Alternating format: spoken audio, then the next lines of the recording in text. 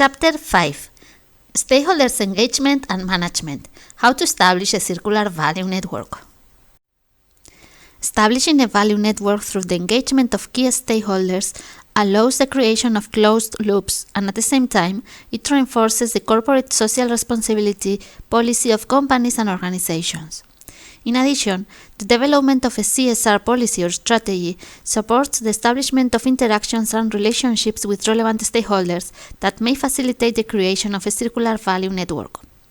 Social responsibility tools and framework, as the ISO 26000 Guidance Standard on Social Responsibility or the Global Reporting Initiative, among others, can become a powerful asset in the establishment of circular value networks as a way to strengthen stakeholders' involvement and guarantee companies' transparency and credibility.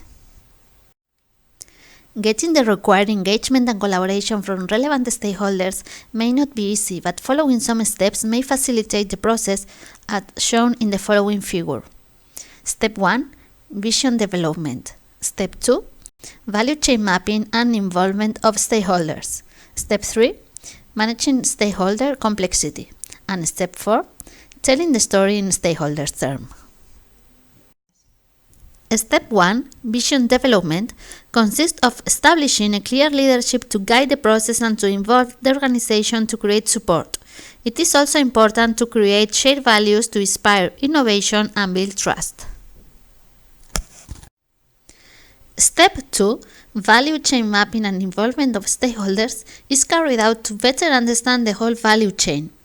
It allows the identification of win-win situations regarding environmental, economic, and social benefits to achieve long-term sustainability goals. Value chain mapping for the identification of stakeholder groups with aligned interests will contribute to realize that value. It is important to prioritize and to involve stakeholders that create value, together with the creation of multidisciplinary teams. Step 3. Managing stakeholder complexity. In this third step, it is essential to define clear responsibilities and roles within a co-creative process. Establishing and agreeing on these responsibilities and commitments at early stages to avoid misunderstanding and other potential issues, together with establishing non-traditional contracting mechanisms and incentives schemes for collaboration. Finally, it's important as well to establish material and data tracking mechanisms. Finally, Step 4, Telling the story in stakeholders' terms, consists of defining a communication plan with clear and concise messages to explain and guarantee the understanding of measurable benefits of the collaboration for all partners beyond agreed responsibilities and commitments.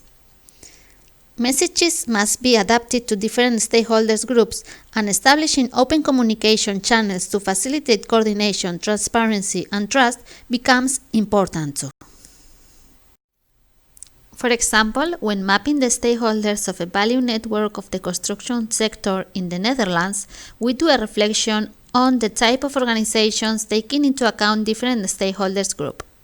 In the example provided, we identify different groups of stakeholders, which in this case are principals initiators, investors, designers, contractors, suppliers, subcontractors, users and residents, government, industry organizations, research and knowledge institutes, and influencing agents.